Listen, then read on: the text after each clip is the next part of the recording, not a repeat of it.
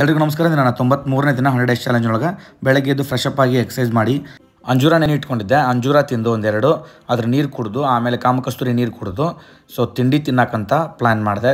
ತಿಂಡಿಗೆ ಇವತ್ತು ಇಡ್ಲಿ, ಸಾಂಬಾರು, ಚಟ್ನಿ. ನಾನು ಹೊರಗಲಿಂದ ಯಾವಾಗಲೂ ಬರೋವಾಗ ಹಿಂದಿನ ದಿನ ಹೇಳ್ತೀನಿ ಇಡ್ಲಿ ಮಾಡಿರಿ ಅಂತ. ಯಾಕಂದರೆ ನನಗೆ ಫಸ್ಟ್ ಬಂದ ತಕ್ಷಣ ಹೊರಗಡೆ ಏನೇನು ತಿಂದಿರ್ತಾವೆ ಗೊತ್ತಿರಂಗಿಲ್ಲ, ಸಿಕ್ಕಿದ್ದೆಲ್ಲ ತಿಂದುಬಿಟ್ಟಿರ್ತೀವಿ. ಹಾಗಾಗಿ ಇಡ್ಲಿ ತಿಂದರೆ ಎಲ್ಲ ಸರಿ ಹೋಗ್ತೈತಿ. ಫರ್ಮೆಂಟೆಡ್ ಫುಡ್ ಅದು. ಇವತ್ತು ಜಿಮ್ಗೆ ಹೋಗೋಕ್ಕಾಗಿಲ್ಲ, ಒಂದು 70 ದಿನ ಆಯ್ತು ಜಿಮ್ಗೆ ಹೋಗಿಲ್ಲ. ಮನೇಲೆ ಎಕ್ಸಸೈಸು, ಅದು ಸ್ಕ್ವಾಟ್ಸ್ ಮಾತ್ರ, ಮತ್ತೇನು ಮಾಡ್ತಿಲ್ಲ ನಾನು. ತಿಂಡಿ ಮುಗಿಸಿ ಚಹಾ ಕುಡಿದು ಅಲ್ಲಿಂದ ನನ್ನ ಆಫೀಸ್ ಕೆಲಸ ಇತ್ತು. ಸ್ವಲ್ಪ ಜನ ಮೀಟ್ ಮಾಡಬೇಕಿತ್ತು. ಮೀಟ್ ಮಾಡಿ ಮುಗಿಸ್ಕೊಬಂದು 4 ಗಂಟೆ 5 ಗಂಟೆ ಆಗಿತ್ತು ವಾಪಸ್ ಬರೋರೊಳಗೆ. ರೊಟ್ಟಿ ತಿನ್ನಾಕತ್ತೆ.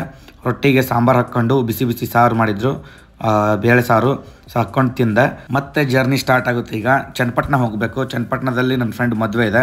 ಅಂದರೆ ಮಂಗಳೂರಲ್ಲಿರೋದು ನನ್ನ ಫ್ರೆಂಡ್ ಮದುವೆ. ಚನ್ನಪಟ್ಟಣ ಹುಡುಗ, ಮಂಗಳೂರು ಹುಡುಗಿ. ಅಲ್ಲಿಗೆ ಹೋಗೋಕ್ಕಿಂತ ಮುಂಚೆಗೆ ರೊಟ್ಟಿ ಗಿಟ್ಟಿ ಸಿಗಲ್ಲ ಆ ಕಡೆ. ರೊಟ್ಟಿನ ಹಾಕ್ಕೊಂಡು ಬಾರಿಸ್ತಿದ್ದೀನಿ. ಒಂದು 2-3 ರೊಟ್ಟಿ ಮುರಿದು ಹಾಕ್ಕೊಂಡು ಸಾಂಬಾರು ಹಾಕ್ಕೊಂಡು ಹಸೆಕಾಯಿ ಚಟ್ನಿ, ಅದ್ರ ಜೊತೆಗೆ ಅವರೆಕಾಳು ಸ್ವಲ್ಪ ಕುದಿಸಿದ್ದು ಅವನ್ನೆಲ್ಲ ಸೇರಿಸ್ಕೊಂಡು ತಿಂದು ಊಟ ಮುಗಿಸಿದೆ. ಮತ್ತು ಈಗ ಹೋದರೆ ನಾನು ಮಂಗಳೂರೆಲ್ಲ ಮುಗಿಸ್ಕೊಂಬರೋರೊಳಗೆ ಒಂದು 3 ದಿನ ಆಗುತ್ತೆ.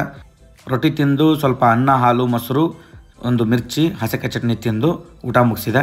ಈಗ ಚನ್ನಪಟ್ಟಣಕ್ಕೆ ಹೋಗಬೇಕು. ಅದಕ್ಕಿಂತ ಮುಂಚೆಗೆ ಭಗವದ್ಗೀತೆ ನೋಡ್ಬಿಡೋಣ.